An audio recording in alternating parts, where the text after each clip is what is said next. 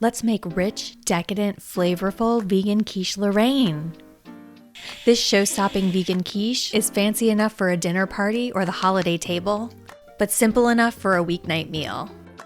Let's do it! Start by pressing your tofu with the Easy Tofu Press. This gets out excess moisture, which you're going to replace with creamy soy milk.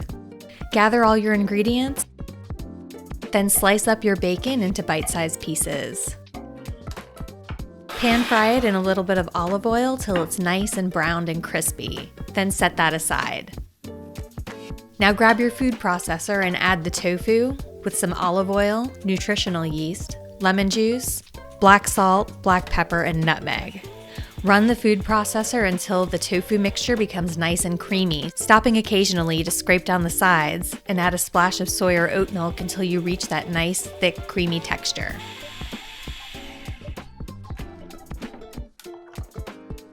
Now mix together that tofu mixture, vegan parmesan, vegan cheddar, and that bacon you cooked up. Fold all the ingredients until you have a nice, even mixture,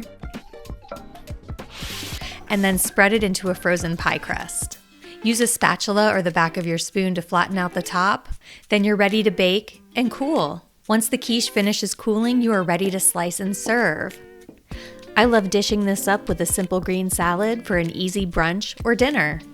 How will you serve this decadent vegan quiche Lorraine? I hope that this video answered all of your questions about how to make vegan quiche Lorraine. If you have any questions I didn't address, feel free to drop a comment. I'm always happy to help. And don't forget to rate and subscribe. Happy cooking!